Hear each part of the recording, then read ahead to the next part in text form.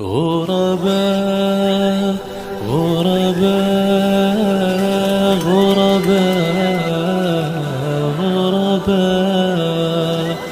غرباء غرباء غرباء غرباء.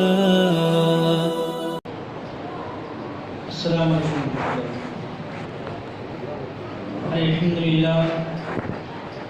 الحمد لله نحمده ونستعينه ونستغفره ونؤمن به ونتوكل عليه ونعوذ بالله من شرور أنفسنا ومن سيئات أعمالنا من يهده الله فلا مضل له ومن يضلل فلا هادي له وأشهد أن لا إله إلا الله وأشهد أن محمدا عبده ورسوله فإن خير الحديث كتاب الله وخير الهدي هدي محمد صلى الله عليه وسلم وشر الأمور محدثاتها وكل محدثة بدعة وكل بدعة ضلالة وكل ضلالة في النار. أعوذ بالله من الشيطان الرجيم. لا يستوي منكم من أنفق من قبل الفتح وقاتل أولئك أعظم درجة. وقال الله تبارك وتعالى في موضع آخر وما نقموا منهم إلا أن يؤمنوا بالله العزيز الحميد.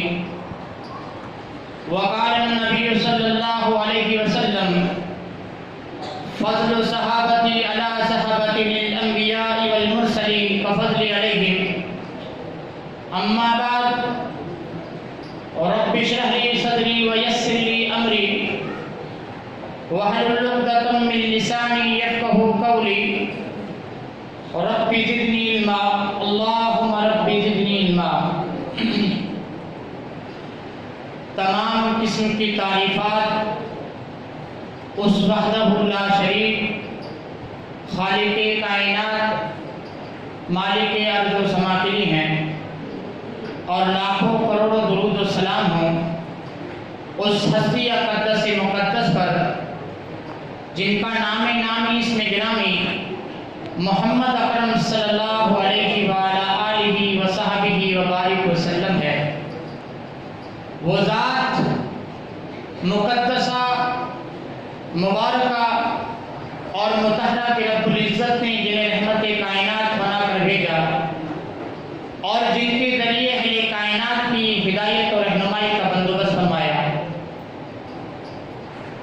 دوستو محمد رسول اللہ صلی اللہ علیہ وسلم اس کائنات میں جلوہ گر ہو کر لوگوں کی رشد و ہدایت کے لیے آخرت میں ان کی کامیابی کے لیے جو کارنامے اور کارنامے سر انجام دیے وہ سیرت تاریخ اور حدیث کی کتابوں میں محفوظ ہو کر ہم تک پہنچے. نبی کائنات علیہ السلام کے ان کارنامے نمایاں کو اگر کسی گروہ نے دوام بخشا ان کے تسلسل کو قائم رکھا دنیا والوں تک اسے پہنچایا اور اہل کائنات کو ان سے روشناس کروایا تو اس گروہ نے کروایا جس گروہ کو ہم اور آپ صحابہ کرام رضوان اللہ علیہ اجمعین کے نام سے یاد کرتے ہیں اور ہمارا عقیدہ ہے اس گروہ کے بارے میں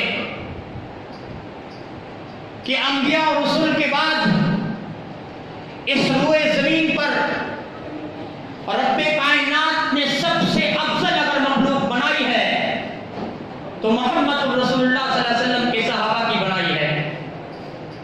خود محمد رسول اللہ صلی اللہ علیہ وسلم کا اپنا ارشاد گرامی بھی ہے کہ فضل صحابتی علی صحابتہ الانبیاء والمرسلین کفضل علیہم کہ جس طرح اللہ نے مجھے تمام انبیاء رسول میں افضل بنایا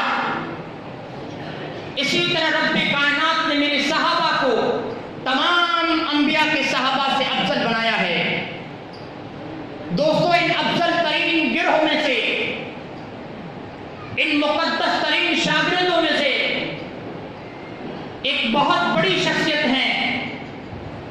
جن کا نامی اس میں گرامی حضرت عثمان غنی رضی اللہ تعالیٰ عنہ ہے، اور آج کا یہی میرا موضوع بھی ہے۔ مجھے آج آپ کی ذات و صفات کا تذکرہ کرنا ہے۔ باری اللہ سے دعا کرتا ہوں کہ اللہ رب العالمین ہمیں ان حضرات کی زندگی کے آئینے میں ہمیں اپنے احوال کو درست کرنے کی توفیق دے۔ میں نے حضرت عثمان غنی رضی اللہ تعالیٰ عنہ کی ذات و صفات کا تذکرہ تو کروں گا، لیکن میں نے اس آج کے بیان کو صرف آپ کی عزت اور توقیر پر مخصوص کیا ہے۔ سمجھتا بھی ہوں کہ جناب عثمان غنی رضی اللہ تعالیٰ عنہ کی ذات کی بھی کئی حصے اور کئی پہلو ہیں۔ ان ساری چیزوں کا اس مختصر سے وقت میں بیان کرنا دوستوں، ان کو پیش کرنا ناممکن ہے، جن کا پیش کرنا اور سمجھنا آج کے اس پرفتن دور میں انتہائی زیادہ ضروری اور لازمی ہے۔ لیکن میں حضرت عثمان کی سیرت کے صرف انہی پہلوؤں کا تذکرہ کروں گا جو آگے چل کر لوگوں کے ذہنوں کو صاف کرنے میں معاون ثابت ہوں، وگرنہ حقیقی بات یہ ہے کہ حضرت عثمان غنی رضی اللہ تعالیٰ عنہ اسلام کے دور اول سے، یعنی اس دن سے جب سے آپ نے محمد رسول اللہ صلی اللہ علیہ وسلم کے دست مبارک پر بیعت کی، پھر آپ کی زندگی کے آخری لمحات تک، پھر نبی کائنات کی اس دنیا سے رخصت ہو جانے کے بعد صدیق اکبر کے زمانے میں، اور پھر فاروق اعظم کے زمانے میں، اور پھر اپنے زمانے خلافت میں حضرت عثمان نے اسلام کے لیے جو کارنامے سر انجام دیے، وہ تاریخ کا ایک انتہائی روشن اور جگمگاتا ہوا باب ہے۔ لیکن دوستوں، نہ ان ساری چیزوں کے لیے وقت ہے اور نہ ہی ان ساری چیزوں کا احاطہ مقصود ہے۔ غرض و غایت صرف یہ کہ وہ ایام، جن ایام میں حضرت حسین کے نام پر مجلسیں سجتی ہیں، محافل برپا کی جاتی ہیں، اور ان مجلسوں میں ان اسلاف کو نشانہ مشک ستم بنایا جاتا ہے جن کا واقعی کربلا کے ساتھ دور کا بھی کوئی تعلق نہیں، بلکہ بیشتر شخصیتیں جن کا ان مجلسوں میں ذکر ہوتا ہے وہ ہیں جو اس واقعے کے وقوع پذیر ہونے سے کئی برس پہلے اس دنیا سے رخصت ہو گئی۔ وہ کربلا کی جنگ کے وقت دوستوں موجود ہی نہیں تھے۔ اس چیز کو میں نے مد نظر رکھتے ہوئے سوچا اور ضروری خیال کیا کہ کیوں نہ ان واقعات کو اجاگر کروں جن کو لوگوں کی نظروں سے چھپایا جاتا ہے، جن سے گریز کیا جاتا ہے، جن سے روگردانی برتی جاتی ہے، اور خود ساختہ واقعات کو گڑھ کر حضرت عثمان کی ذات پہ کیچڑ اچھالا جاتا ہے۔ ایک تو یہ واقعات جو حقیقی واقعات ہیں ان کو اجاگر کروں گا، اور دوسرا جو یہ تان کرنے والے تان توڑتے ہیں ان کی متعین کی حقیقت کو بھی جانچوں اور پرکھوں گا۔ دوستوں، میں بتاؤں آپ لوگوں کو کہ حضرت عثمان غنی رضی اللہ تعالیٰ عنہ محمد رسول اللہ صلی اللہ علیہ وسلم کی سگی پھوپھی کی صاحبزادی کے صاحبزادے ہیں، اور اس لحاظ سے بھی آپ کا امام کائنات سے قریبی رشتہ ہے کہ حضرت عثمان کا ننھیال محمد رسول اللہ کا خاندان ہے۔ آپ کے ننھیالی بنو ہاشم کے لوگ ہیں، وہ لوگ جن کے اندر محمد رسول اللہ صلی اللہ علیہ وسلم کی ولادت باسعادت ہوئی، جس خاندان کے اندر آپ کی تشریف آوری ہوئی، اور پھر جب اللہ کے رسول صلی اللہ علیہ وسلم نے اللہ کی وحدانیت کا اعلان کیا، اپنی نبوت کا اعلان کیا، تو سب سے پہلے جس جوان رانا نے آپ کے دست مبارک پر بیعت کی، ان کا نامی اس میں گرامی حضرت ابوبکر صدیق رضی اللہ تعالیٰ عنہ ہے۔ دوستو، صدیق کو صرف یہ شرف حاصل نہیں ہوا کہ وہ سب سے پہلے اسلام قبول کرنے والوں میں سے ہیں، بلکہ یہ اعزاز بھی رب کائنات نے صدیق کو عطا کیا کہ وہ 9 صحابی جن کے 10ویں خود صدیق اکبر ہیں، جن کا نام لے کر نبی کائنات نے ان کو دنیا کے اندر جنت کی بشارت عطا کی، ان میں سے اکثر وہ ہیں جنہوں نے صدیق کی دعوت پر اسلام کو قبول کیا، یعنی عشرہ مبشرہ میں سے اکثر لوگوں نے جو اسلام قبول کیا ہے، محمد رسول اللہ کے ہاتھ پر جو بیعت کی ہے، اس میں صدیق کا بہت بڑا دخل ہے، بلکہ صدیق ہی کی دعوت کی وجہ سے، آپ کی مسلسل جد و جہاد کی وجہ سے وہ اسلام قبول کرنے پر آمادہ ہوئے، اور انہی میں سے جنہوں نے صدیق کی دعوت پر اسلام کو قبول کیا حضرت عثمان غنی رضی اللہ تعالیٰ عنہ کی شخصیت گرامی بھی ہے۔ نبی کائنات پر ایمان لانے کے بعد صدیق اکبر نے اپنے تمام کاروبار کو تقریباً ترک کر دیا، اپنی پوری زندگی محمد رسول اللہ صلی اللہ علیہ وسلم کی تعلیمات کو دنیا والوں تک پہنچانے میں صرف کر دی، اپنے کاروبار کو، دنیاوی معاملات کو ترک کر کے آپ کی پوری زندگی یا تو محمد رسول اللہ صلی اللہ علیہ وسلم کی رفاقت میں گزری، یا پھر پرانی تعلیمات کو، محمد رسول اللہ صلی اللہ علیہ وسلم کے فرامین کو لوگوں تک پہنچانے میں آپ اپنی پوری زندگی آپ نے صرف کر دی۔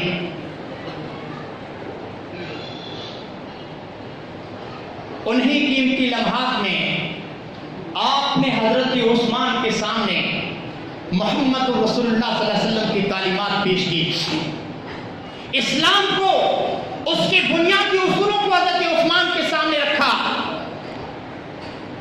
شرعی احکامات کو یا قرآنی فرامین کو، قرآنی آیتوں کو ان کے سامنے رکھا۔ حضرت عثمان جب ان تمام چیزوں سے متاثر ہوئے تو ایک دن موقع پا کر انہیں محمد رسول اللہ صلی اللہ علیہ وسلم کی خدمت میں لائے۔ اللہ کے رسول صلی اللہ علیہ وسلم نے حضرت عثمان کے سامنے اسلام کی دعوت رکھی، اسلام کو پیش کیا، حضرت عثمان نے اسے قبول کیا اور محمد رسول اللہ صلی اللہ علیہ وسلم کے حلقے بگوش ہو۔ اب ذرا تاریخ اور پلٹ کر دیکھیے کہ حضرت عثمان اس دور میں مسلمان ہوئے جبکہ بہت کم لوگوں نے ابھی اسلام کو اختیار کر رکھا تھا، چند لوگ تھے جو ابھی مسلمان ہوئے تھے۔ اس دور میں حضرت عثمان مسلمان ہوتے ہیں۔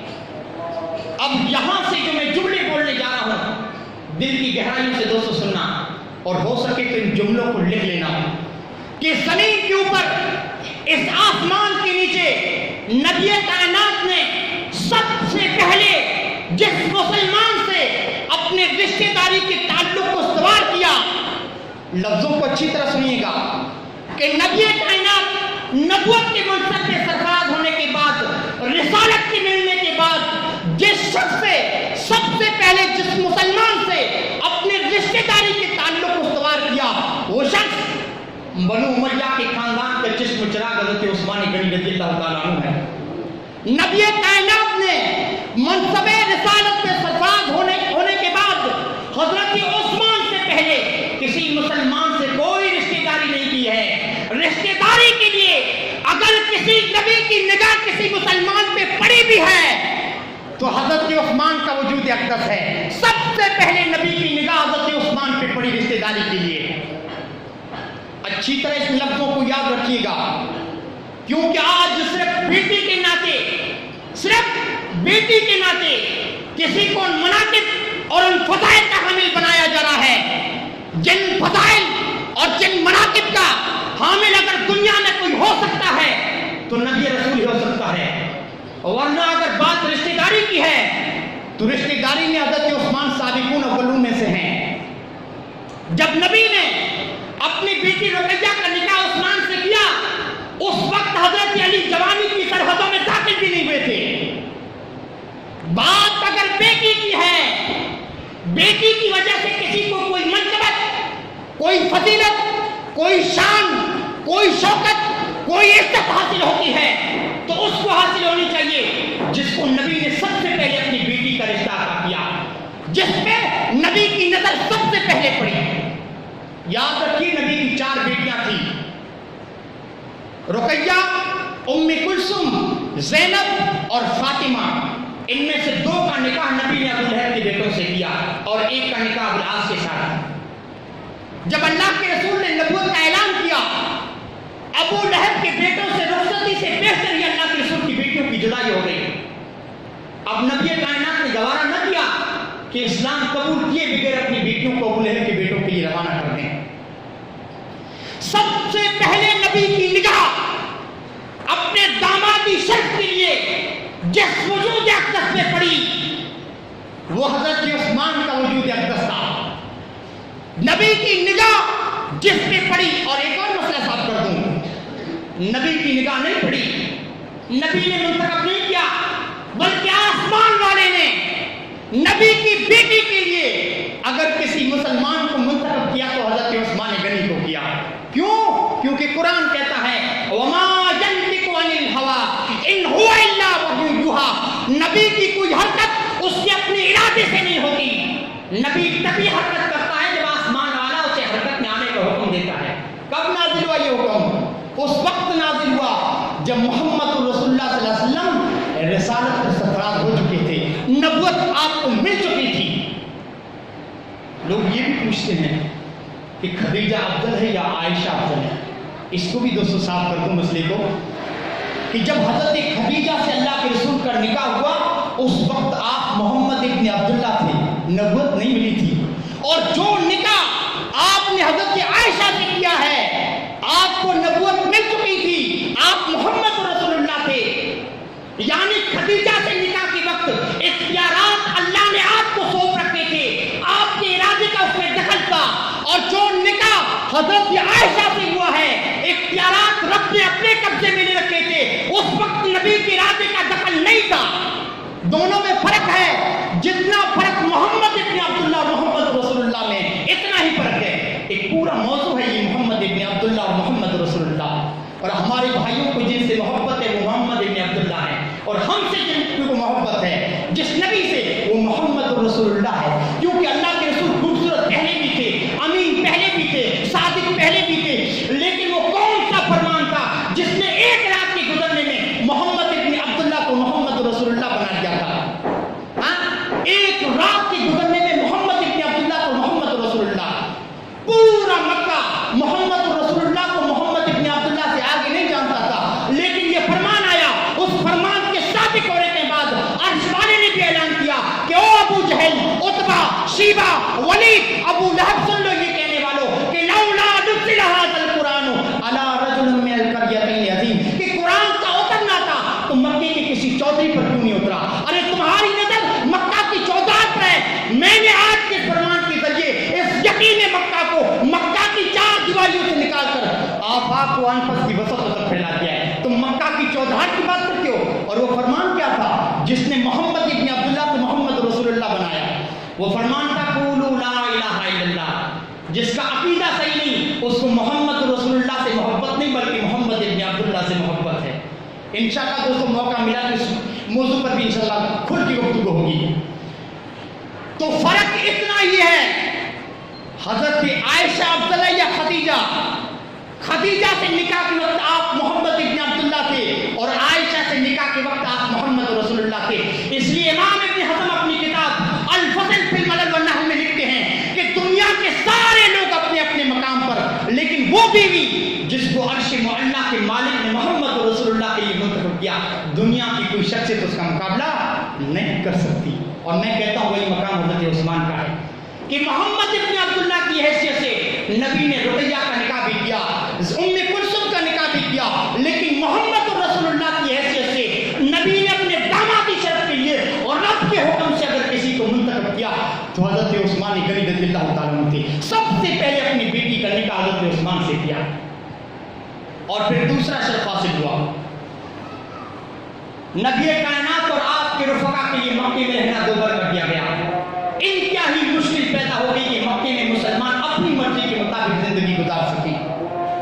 آسمان والے نے جبریل کو بھیجا کہ او میرے محبوب، ان کمزور بے بسر ناتواں وما نقموا منهم الا ان يؤمنوا بالله العزيز الحميد، ان کا اپنا کوئی ذاتی اختلاف نہیں، ذاتی کوئی لڑائی نہیں، ان سے ذاتی کوئی جھگڑا نہیں۔ اگر ان مسلمانوں کو مارا جا رہا ہے، ان پہ ظلم ڈھایا جا رہا ہے، تو صرف اس وجہ سے کہ انہوں نے ایمان کو کیوں قبول کیا ہے، آپ کی رسالت کو ان لوگوں نے کیوں تسلیم کیا ہے۔ میرے محبوب، ان کو حکم دیجیے کہ اپنے آبائی وطن کو چھوڑ دیں، اپنی مال و دولت کو چھوڑ کر چلے جائیں۔ سنو ایمان والو، ابراہیم خلیل اللہ کے بعد 6000 سال کے بعد سنت ابراہیمی کی ابتدا کرتے ہوئے سب سے پہلے جس نے اپنے ایمان کو بچانے کے لیے ہجرت کی ہے تو نبی کا داماد عثمان ہے۔ اول من ہاجر بعد خلیل اللہ ابراہیم خلیل اللہ کے بعد سب سے پہلے جس نے اپنے ایمان کو بچانے کے لیے ہجرت بھی کی تو حضرت عثمان غنی رضی اللہ تعالیٰ عنہ ہے۔ ہائے، یہ پہلا مہاجر اسلام کا، اس مہاجر کی شان کا کیا کہنا۔ یہ نبی کی رسالت کے لیے اپنے وطن کو چھوڑ کے جا رہا ہے اور اسی کی رفاقت میں محمد رسول اللہ صلی اللہ علیہ وسلم کی صاحبزادی ہے، آپ کی بیٹی ان کے ساتھ ہیں۔ اور یاد رکھیے، اسلام کے اندر اگر کسی چیز کو سب سے زیادہ اہمیت حاصل ہے تو دو چیزوں کو، ایک ہجرت کو اور ایک جنگ بدر کو۔ قرآن کہتا ہے کہ وہ لوگ جنہوں نے فتح مکہ سے پہلے اپنے وطن کو چھوڑا، اپنے گھر و بار کو چھوڑا، اپنی مال و دولت کو چھوڑا، دنیا کا کوئی شخص ان کے مقام و مرتبے کو نہیں پہنچ سکتا۔ قرآن کے الفاظ میں 28واں پارہ ہے کہ لا یستوی منکم من انفق من قبل الفتح وقاتل اولئک اعظم درجہ۔ کیا میرے محبوب کہہ دیجیے اپنے اصحاب کو کہ جنہوں نے فتح مکہ سے پہلے ہجرتیں کی ہیں، آنے والی نسلیں ہی نہیں بلکہ آپ اپنے اصحاب کو مخاطب کر کے کہیے کہ تم بھی ان کے مقام و مرتبے کو نہیں پہنچ سکتے جنہوں نے فتح مکہ سے پہلے ہجرت کی۔ اور میں تو کہتا ہوں عثمان کو اس بارے میں بھی مقام حاصل ہے، ہجرت میں بھی عثمان کو مقام و مرتبہ حاصل ہے جو عشرہ مبشرہ میں کسی کو نہیں ملا۔ ہجرت تو صدیق اکبر نے بھی کی، فاروق اعظم نے بھی کی، علی مرتضیٰ نے بھی کی، ابو عبیدہ بن جراح نے بھی کی، سعید بن العاص نے بھی کی، طلحہ نے بھی کی، زبیر نے بھی کی، سارے عشرہ مبشرہ میں ہیں، ان سب نے ہجرت کی ہے۔ لیکن میں آپ کو بتاؤں، نبی کے داماد عثمان نے ایک مرتبہ نہیں بلکہ اپنے ایمان کو بچانے کے لیے دو مرتبہ ہجرت کی۔ یہ شخص بھی رب کائنات نے اگر کسی کو عطا کیا تو عثمان کو عطا کیا۔ اور پھر دو ہی تو واقعے اسلام کے اندر، ایک ہجرت کا اور ایک جنگ بدر کا۔ ادھر بدر کے قافلے چلنے لگے، سارے مسلمان نبی کی رفاقت میں چلے، عثمان کی آنکھوں میں آنسو ہیں۔ کیوں؟ ان کی بیوی بیمار ہے جو کہ محمد رسول اللہ صلی اللہ علیہ وسلم کی بیٹی ہے، نبی کی بارگاہ میں حاضر ہیں، مارکہ اولا درپیش ہے، مسلمان بے سر و سامانی کے عالم میں سربقیت میدان جہاد میں اپنی گردنوں کو کٹانے کے لیے جا رہے ہیں۔ عثمان منتظر ہے، نہ جانے میرے لیے کیا حکم ہو۔ نبی نے نگاہ اٹھائی، عثمان کے غمزدہ چہرے کو دیکھا، کہا عثمان کیا بات ہے، کیوں غمزدہ ہو؟ کہا اللہ کے رسول، مسلمان اور رب کی بارگاہ میں اپنی جانوں کا نذرانہ پیش کرنے کے لیے جا رہے ہیں۔ عثمان کا دل بھی تڑپ رہا ہے کہ اللہ رب العالمین کی راہ میں اپنا خون بہائے، لیکن کیا کروں، میری بیوی ہی نہیں آپ کی بیٹی بیمار ہے، اگر آپ کا حکم ہو تو آپ کے ہمراہ ہو جاؤں۔ سنو مسلمانوں، فوراً آسمان والے نے جبریل کو بھیجا کہ او میرے حبیب، عثمان کو حکم دو کہ تم مدینے میں بیٹھ کے محمد رسول اللہ کی بیٹی کی تیمہ داری کرو، اللہ تمہارا شمار بدر کے غازیوں میں کرے گا۔ یہی وجہ ہے کہ جب محمد رسول اللہ نے بدر کی مال غنیمت کو تقسیم کیا تو ایک حصہ اٹھایا الگ رکھا۔ صحابہ نے بھی پوچھا اللہ کے رسول، آپ نے ان سب کو حصے عطا کیے جو اپنی تلوار سے لڑے، جنہوں نے اس جنگ میں حصہ لیا ہے، لیکن یہ بتائیے یہ کس کا حصہ ہے؟ کہو میرے صحابہ، یہ اس کا حصہ ہے جس کو عرش والے نے بدر کا غازی قرار دیا ہے، یہ میرے عثمان کا حصہ ہے، یہ میرے عثمان کا حصہ ہے، عرش والے نے ان کو بدر کا غازی کہہ دیا ہے۔ نبی کائنات واپس تشریف لائے مدینے میں، رقیہ کا انتقال ہو چکا ہے، عثمان کے گھر پہنچے، آنکھوں سے آنسو کی جھڑی لگی ہے۔ نبی رحمت نے عثمان کے کندھے پہ ہاتھ رکھا، نظر اٹھائی عثمان نے، سامنے محبوب کائنات کھڑے ہیں، کہا آج تو عثمان پہ غم کے پہاڑ ٹوٹ پڑے، بیوی کی اتنی بات نہیں، محمد رسول اللہ کی بیٹی سے گھر خالی ہو گیا۔ ہائے وہ پیار کرنے والا نبی، وہ پیغمبر سراپا رحمت پیغمبر، اس کو اپنی بیٹی سے محبت تو ہے، لیکن آسمان والی نے بھی گواہی دلوائی کہ نبی کو اپنی بیٹی سے زیادہ عثمان سے محبت ہے۔ اس غم کے موقع پر نبی نے اعلان کیا، خدا نہ کرے کسی کی جوان بیٹی پر موت آ جائے، اس کا احساس بیٹی والوں کو ہوتا ہے، بیٹی کی موت ہو جائے باپ کے دل کا کیا عالم ہوتا ہوگا۔ بیٹی کی لاش سامنے ہے، نبی نے لوگوں کو گواہ بنا کے کہا کہ لوگوں گواہ ہو جاؤ، آج میں اس غم کے موقع پر اعلان کرتا ہوں کہ عثمان نے میرے کلیجے کو اتنا ٹھنڈا کیا ہے کہ میں نبی عثمان کی آنکھوں میں آنسو نہیں دے سکتا۔ آج میں محمد رسول اللہ یہ اعلان کرتا ہوں کہ میری بیٹی ام کلثوم بھی عثمان کے لیے، جاؤ عثمان غم نہ کر، تو نے میرے کلیجے کو اتنا ٹھنڈا کیا ہے کہ میری بیٹی ام کلثوم کا نکاح بھی میں تم سے کرتا ہوں، جا۔ اور آپ یہ کہیں کہ نبی کی امت کا کوئی شریک عثمان کا ہم رتبہ، ہم درجہ یا ہم سر نہیں ہو سکتا، میں تو کہتا ہوں اٹھاؤ تاریخ آدم علیہ السلام سے لے کر محمد رسول اللہ صلی اللہ علیہ وسلم تک کہ دنیا میں 1,24,000 یا 44,000 کم و بیش نبی بھی ہوئے، ان کے بیٹے بھی ہوئے، بیٹیاں بھی ہوئی، لیکن تاریخ آج تک یہ بات ثابت کرنے سے قاصر ہے، تاریخ میں آج تک ایسا واقعہ پیش نہیں آیا کہ کسی ایک آدمی نے، کسی ایک نبی نے اپنی 2 بیٹیوں کا نکاح کسی ایک شخص سے کیا ہو۔ نہیں دوستو، تاریخ آج تک یہ بات ثابت نہیں کر سکی۔ یہ اعزاز بھی رب کائنات نے اگر کسی کو عطا کیا تو عثمان کو۔ آسمان پہ لکھا جا چکا تھا کہ عثمان ابن عفان ہی نہیں بلکہ ذوالنورین بھی ہیں رضی اللہ تعالیٰ عنہ، ذوالنورین بھی ہیں۔ قدرت کا تماشا دیکھیے کہ نبی کی دوسری بیٹی بھی فوت ہو گئی، عثمان کی دوسری بیوی بھی فوت ہو گئی، اور آج یہ بے شرم ممبروں پہ چڑھ کے کہتے ہیں کہ نبی نے کہا تھا بنو امیہ کا خاندان ملعون ہے۔ کیا کہتے ہیں؟ کہ نبی نے کہا تھا بنو امیہ کا خاندان ملعون ہے۔ آئے ان کو کوئی روکنے والا بھی نہیں۔ اگر نبی نے یہ کہا ہوتا کہ بنو امیہ کا خاندان ملعون ہے تو اپنی بیٹیاں اس ملعون خاندان میں کبھی نہ دیتے۔ شرم نہیں آتی؟ شرم کیسے آئے؟ اگر تم کو نہیں معلوم تو ہم سے معلوم کر لیا ہوتا کہ نبی کی 4 بیٹیاں تھیں، ان میں سے نبی نے 3 بیٹیوں کا نکاح بنو امیہ کے خاندان میں کیا ہے، 3 بیٹیوں کا نکاح بنو امیہ کے خاندان میں، اور پھر عثمان کی نانی بھی تو بنو ہاشم کی تھی۔ اگر یہ خاندان ملعون ہوتا تو ملعون خاندان میں نبی کبھی اپنی بیٹیاں نہ دیتے، کسی اور خاندان کو تلاش کرتے۔ ان کو شرم بھی نہیں آتی۔ ارے اگر نبی پہ اعتبار نہیں کرتے تو علی پہ اعتبار کیا ہوتا؟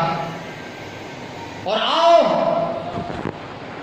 تاریخ کی کتابیں اٹھاؤ، اور حسین جن کا ماتم کرتے ہوئے تم نام لیتے ہو، اور کوئی آئے مائی کا لال انکار کرنے کی جرت کرے کہ حضرت حسین کی بیٹی سکینہ نے، جس کا نام لیتے ہوئے تم ماتم کرتے ہو، سکینہ بنت حسین، اور تم لوگ جس خاندان کو گالیاں دیتے ہو، نہیں جانتے کہ تمہاری گالی کہاں تک جا کے پہنچتی ہے۔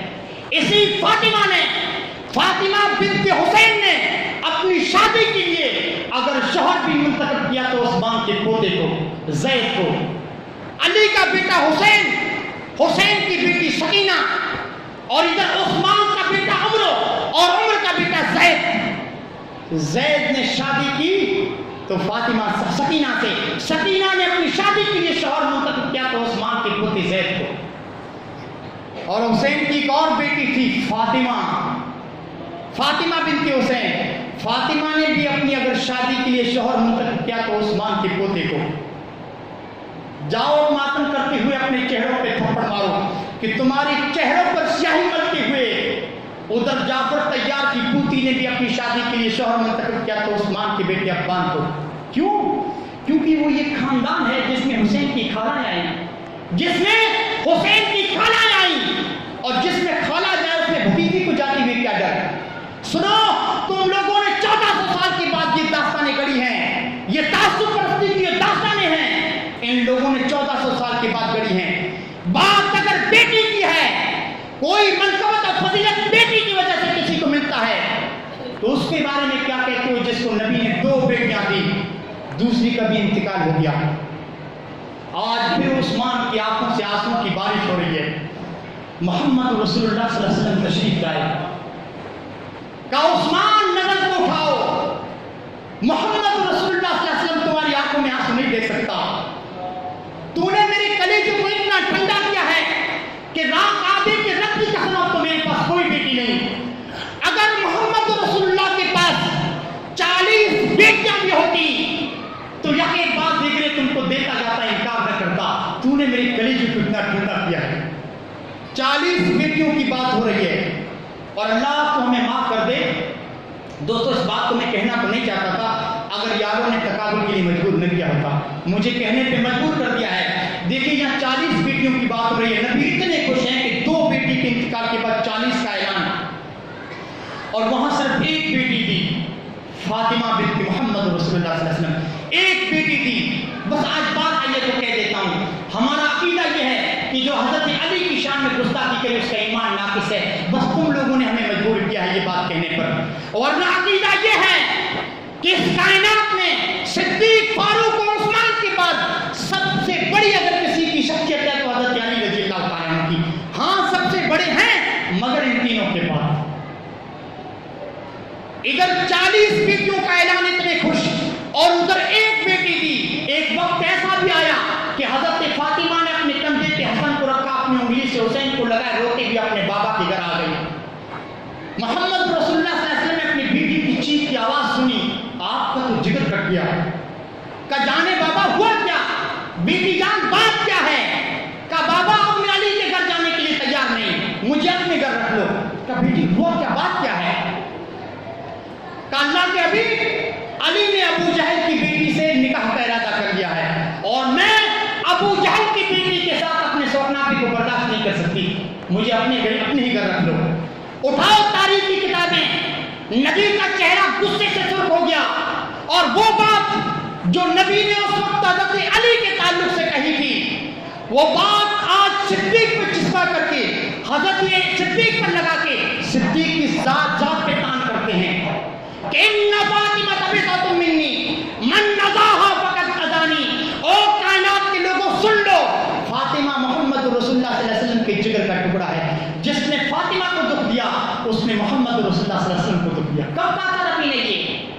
تم صرف کہانیاں سنتے ہو, اساطیر سنتے ہو, تمہیں کچھ نہیں معلوم. اللہ تمہیں اگر نفس جبریل دے تو کہوں ان فی ذلک لذکر لمن کان لہ قلب او القى السمع وهو شهید. ہائے کوئی دل والا ہو تو میری بات کو سمجھے.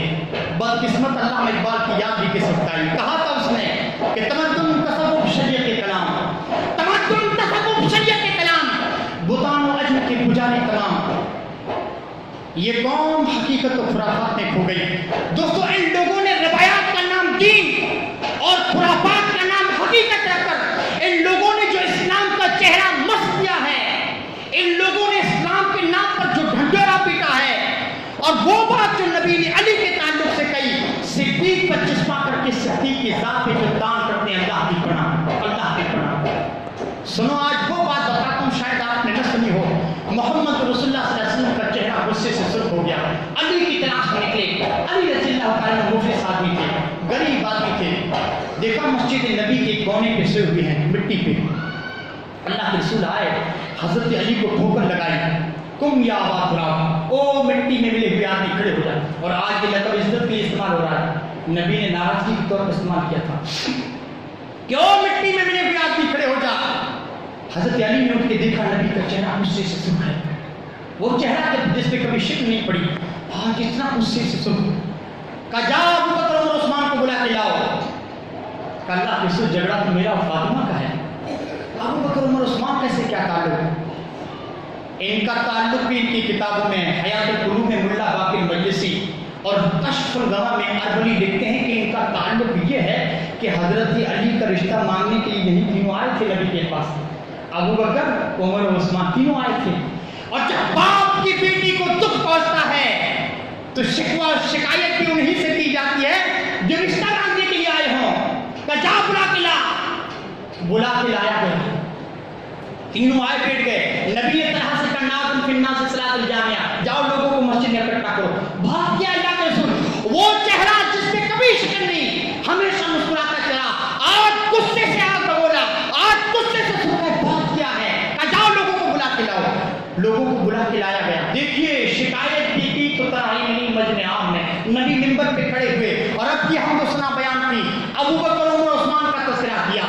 کہا یہ لوگ میرے پاس میری بیٹی فاطمہ کا رشتہ مانگنے آئے تھے حضرت علی کے لیے. علی غریب تھے لیکن مفلسی کے باوجود میں نے اپنی بیٹی کا رشتہ علی کو عطا کیا. لیکن شکایت بھی ہو رہی ہے تو مجمع عام میں. لیکن سن لو ابو بکر عمر عثمان تم بھی سن لو اور علی تو بھی کان کھول کے سن لے کہ لا یجتمع بنت عدو اللہ و بنت رسول اللہ فی بیت واحد. اے علی محمد رسول اللہ کی بیٹی اور ابو جہل کی بیٹی اللہ کے دشمن کی بیٹی ایک گھر میں اکٹھا نہیں رہ سکتی. طلق ایک گھر دی میری بیٹی کو طلاق دے دو. علی کی آنکھوں میں آنسو آ رہے کہ اللہ کے رسول مجھ سے غلطی ہوگی معاف کر دیجیے. اللہ کے رسول نے لوگوں کو مخاطب کر کے کہا کہ لوگوں آج محمد رسول اللہ کو دکھ پہنچا ہے. کیوں؟ کیونکہ محمد رسول اللہ کی بیٹی روتی ہوئی گھر آئی ہے اور جب فاطمہ روتی ہوئی آئے تو میرا جگر کٹ جاتا ہے. جس نے فاطمہ کو دکھ دیا اس نے محمد رسول اللہ صلی اللہ علیہ وسلم کو دکھ دیا. وہاں 40 بیٹیوں کا اعلان اور پھر 2 بیٹیوں کے انتقال کی بات اتنے خوش کہ میرے کلیجے کو تو نے اتنا ٹھنڈا کیا کہ 40 ہوتی تو دیکھا جاتا. یہاں ایک بیٹی تھی, ایک بیٹی میں بھی دکھ کا اعلان اور وہ بھی تنہائی نہیں بلکہ مجمع عام میں. لاؤ میرے عثمان جیسا ہو تو کوئی لا کے دکھاؤ, ہو تو کوئی لا کے دکھاؤ کہ جس کو نبی نے جیش العسرہ کے موقع پر غزوہ تبوک کی تیاری کے موقع پر اپنے منبر پر کھڑے ہو کر 7 مرتبہ جنت کی بشارت عطا کی تھی کہ عثمان فی الجنہ, عثمان فی الجنہ, عثمان فی الجنہ. اے عثمان تم جنتی ہو, تم جنتی ہو, تم جنتی ہو. ما ذر عثمان ما عمل بعد اليوم قط. اے علی تو بھی سن لے, ابو بکر عمر عثمان تم بھی سن لو, ابو بکر عمر تم بھی سن لو. سارے صحابہ کو آپ نے مخاطب کیا کہ آج کے بعد میرا عثمان کوئی نیکی کا کام نہ بھی کرے رب اسے جنت عطا کر کے چھوڑے گا. ما ذر عثمان ما عمل بعد اليوم قط. یہ نبی نے اس کے بارے میں کہا تھا. اللہ کی قسم کھا کے کہتا ہوں کہ عثمان کے فضائل و مناقب کو بیان کروں زمین کی چوٹی پڑ جائے گی. اور آج ایک ایسی بات بتانے لگا ہوں شاید کہ کسی نے نہ بتائی ہو. دیکھیے ایک محدث کی بات جو میں نے عرض کیا ہے, اسلام کی تاریخ میں سب سے بڑا حکمراں اگر کوئی مانا جاتا ہے تو نام آتا ہے عمر فاروق رضی اللہ تعالیٰ عنہ کا کہ عمر سے بڑا حکمراں اسلام کی تاریخ میں سب کوئی نہیں گزرا. لیکن میں کہتا ہوں کہ عثمان کے ساتھ تاریخ نے دھوکہ کیا ہے. مسلمانوں نے عثمان کے ساتھ ظلم کیا ہے کہ حضرت عمر نے اپنے زمانے اقتدار میں جتنے ملکوں کو فتح کیا ہے اس سے 3 گنا زیادہ ملکوں کو حضرت عثمان نے فتح کیا ہے. اسلام کی تاریخ میں سب سے بڑا حکمراں اگر ہے کوئی ہے تو حضرت عثمان غنی رضی اللہ تعالیٰ عنہ, جس میں فلک نے اس سے بڑا حکمراں نہیں دیکھا. آپ لوگ جانتے ہیں حضرت عثمان کا جب زمانہ حضرت عمر کی جب زمانے خلافت تھا مسلمانوں کی فوجیں ایشیا کے وسط مشرق وسطیٰ تک قابض تھی. لیکن جب عثمان کا زمانہ آیا پورا افریقہ فتح ہو چکا تھا, پورا افریقہ فتح ہو چکا تھا. ہاں وہ عثمان کا کمانڈر تھا عقبہ بن نافع جس نے بحر ظلمات کے سامنے اپنے گھوڑوں کو روک دیا, اترے سرسبزی میں رکھا اور کہا کہ اللہ اگر مجھے پتا ہو ان سمندروں کے پار بھی کوئی تیری مخلوق ہے میں تیری کبریائی کی قسم کھا کے کہتا ہوں میں ان گھوڑوں کو سمندر میں ڈال دوں, تو ان کو جہاز بنا دے اور تب تک چلتا رہوں جب تک زمین کا ایک ٹکڑا نہ بچے. اور اس وقت رکوں جب محمد رسول اللہ کا پرچم زمین کے ٹکڑے پر لہرا دے. وہ عقبہ بن نافع حضرت عثمان کے کمانڈر تھے. وہ عثمان کا زمانہ تھا جس میں روس فتح ہوا, چین فتح ہوا, افریقہ فتح ہوا, یورپ کے دروازوں پر اسلامی فوج نے دستک دی. وہ عثمان کا زمانہ تھا. وہ عثمان کا دور تھا جس میں رومی سلطنت کے گنڈے بحری جہازوں میں سوار ہو کر مسلمانوں کے ساحلی علاقوں پہ حملے کرتے تھے, ساحلی علاقوں میں آگ لگا کر چلے جاتے تھے.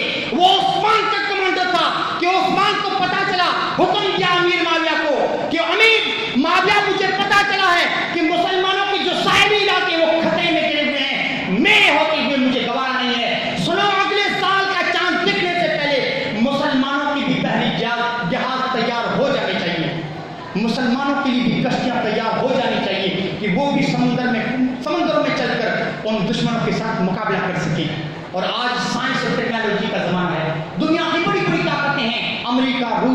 فلسطین انڈیا، لیکن آج تک مجھے کوئی عثمان کی مثال لا کے دکھاؤ کہ مورخین لکھتے ہیں کہ 1 سال نہیں گزرا تھا، اگلے سال کا چاند نظر نہیں آیا تھا کہ مسلمانوں کے 1400 جنگی جہاز بحر عرب میں گشت کر رہے تھے، 1400 جنگی جہاز۔ آج دنیا کا سب سے بڑا کارخانہ بھی 1400 جنگی جہاز تیار نہیں کر سکتا۔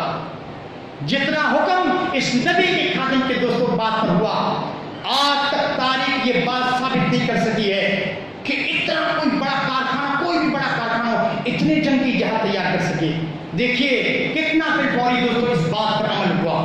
نبی کائنات علیہ الصلوۃ والسلام عثمان کی شان کے بارے میں جانتے تھے، ان کے جلال کو جانتے تھے کہ یہ مسلمانوں کا ایسا قائد ہوگا کہ جس طرف یہ جائے گا رب کی رحمت کے برکتیں اس کے ساتھ جائیں گی۔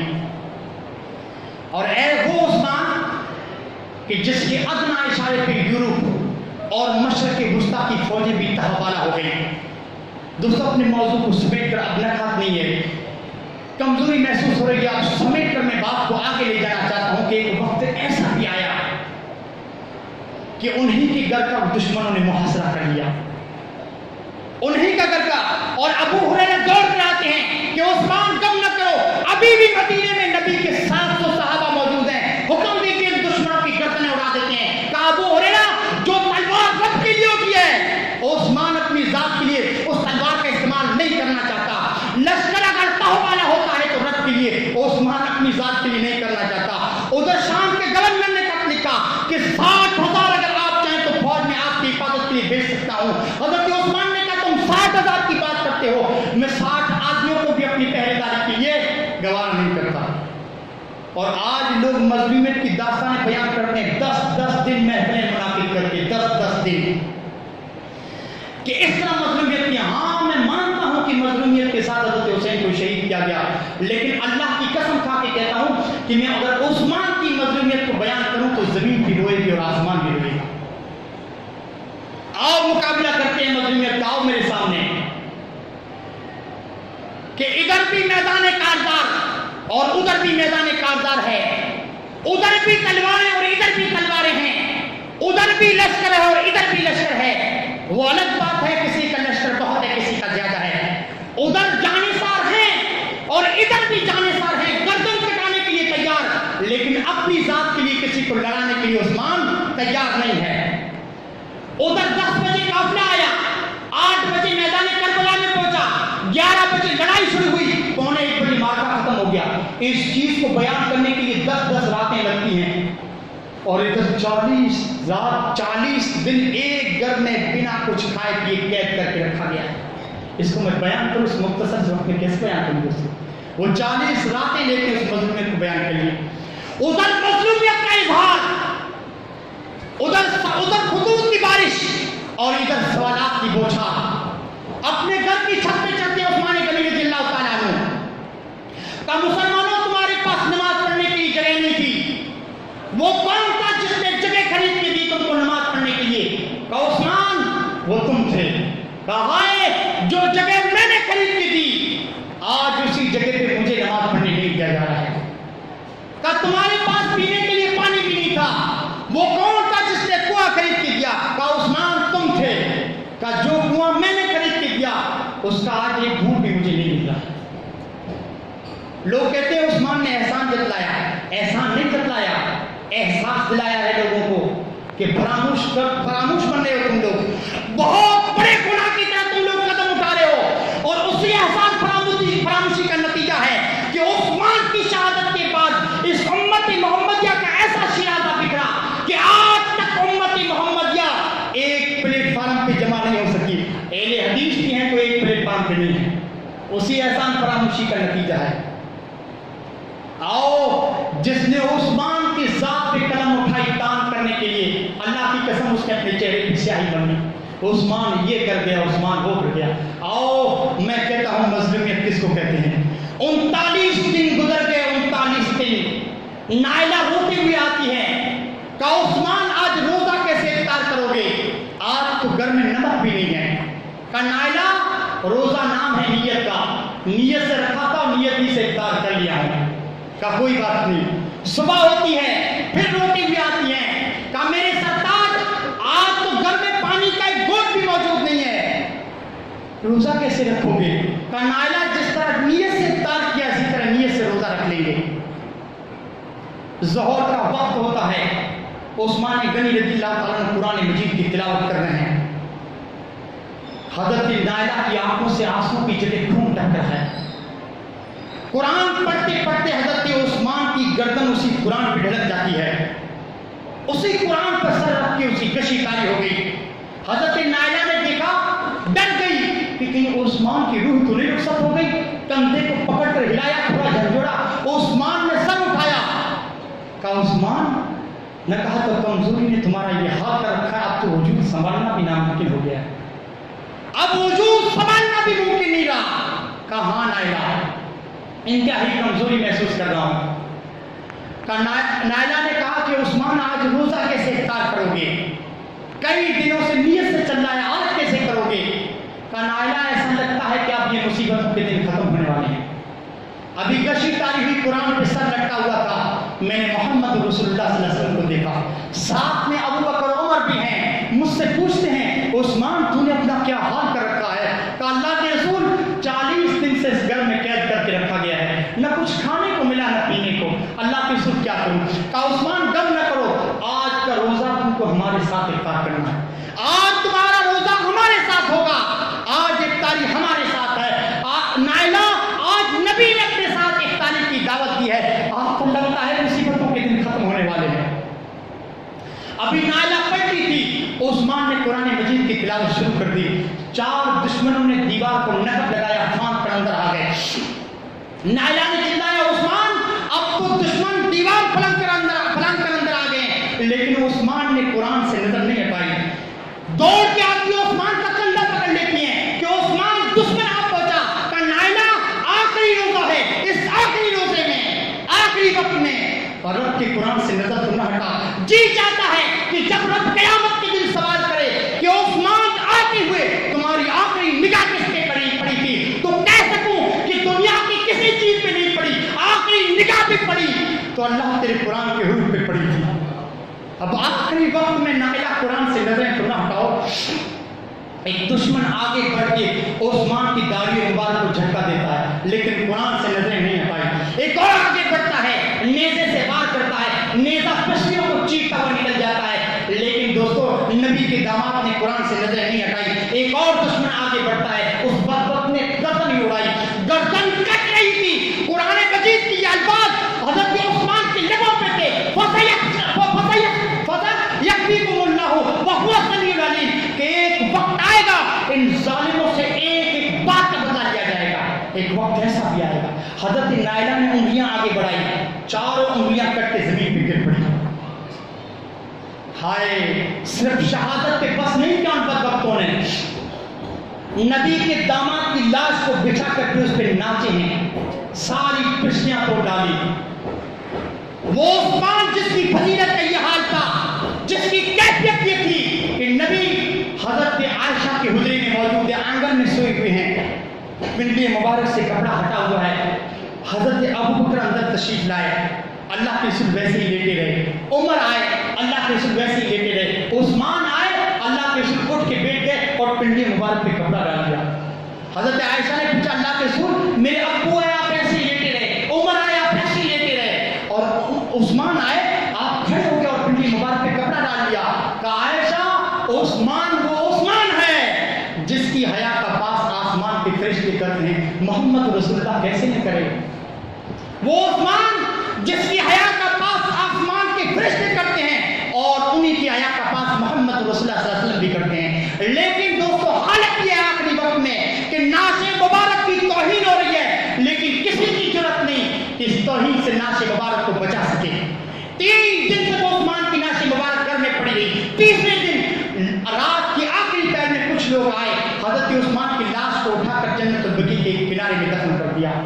وہ عثمان جس کی محبت میں جب حضرت علی نے زمانے اقتدار کو سنبھالا، حکومت کی سیٹ پر بیٹھے، تو حضرت عثمان کی محبت میں 4 برس تک مجنون لوگوں سے لڑتے رہے، 4 برس تک۔ اور مورخین لکھتے ہیں کہ حضرت عثمان کی مظلومیت نے لوگوں کے دلوں پر اتنا بڑا اثر کیا کہ جنگ جمل اور جنگ صفین میں کٹنے والوں کی تعداد 70,000 تھی جو حضرت عثمان کے لیے کٹے تھے۔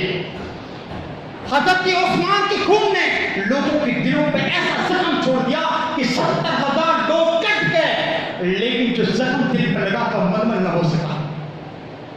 ثابت کر دیا اس اللہ کے بندے نے، نبی کے اقدامات نے ثابت کر دیا کہ جان دینا گوارا ہے، ظلم سہنا گوارا ہے، شہادت گوارا ہے، لیکن دین میں تفرقہ بازی گوارا نہیں، دین میں مجھے اختلاف گوارا نہیں۔ اس لیے تاریخ گواہ ہے کہ ہر کسی کے نام پہ فرقہ ہے، لیکن عثمان کے نام پہ آج بھی فرقہ نہیں بن سکا۔ وہ تو بعد میں ہوا کہ حضرت حسین کی شہادت ہوئی، شہادت کے آڑ میں لوگوں نے دین میں تفرقہ بازی شروع کر دی، اسلام کو 2 حصوں میں تقسیم کر دیا۔ اور آج اس بات کا بڑا اعلان کرنا چاہتا ہوں کہ اسلام کو 2 حصوں میں تقسیم نہیں کیا ہے، بلکہ اسلام کے اندر ایسے عقائد کو فروغ دیا ہے جس کا ثبوت نہ قرآن میں ہے نہ محمد رسول اللہ صلی اللہ علیہ وسلم کے فرمان میں ہے۔ ایسے اختلاف کو اسلام کے اندر جنم دیا ہے جنہوں نے پورے اسلاف کے چہروں کو داغدار کر دیا، پورے ان کے چہروں کو داغدار کیا ہے، اور انہی میں سے حضرت عثمان غنی رضی اللہ تعالیٰ عنہ کی شہادت بھی ہے۔ وہ عثمان کہ اس چشمے فلک نے بڑے بڑے سخی دیکھے، لیکن اس چشمے فلک نے عثمان جیسا سخی کبھی نہیں دیکھا۔ وہ عثمان جن کے احسانات آج بھی زندہ قائد ہیں مسجد نبی کی صورت میں، جن کے احسانات آج بھی زندہ قائد ہیں بیر روما کی شکل میں۔ دعا کرتا ہوں دوستو بار الہ سے کہ اللہ رب العالمین حضرت عثمان کی قبر پہ اپنی کروڑ رحمت نازل کرے۔ اے اللہ قیامت کے دن ابو بکر عمر عثمان تیرا دامن تھام کے کھڑے ہوں تو پچھلی صفوں میں ہمیں بھی جگہ عطا فرمانا۔ اے اللہ عثمان کی محبت ہمارے دلوں میں جاگزی کر دے۔ اللہ عثمان اور نبی کے تمام صحابہ کی محبت ہمارے دلوں میں قائم کر دے۔ اے اللہ ہمیں جب تک زندہ رکھنا اسلام پہ، جب ہمارا خاتمہ ہو تو ایمان باللہ پر۔ السلام علیکم ورحمۃ اللہ وبرکاتہ۔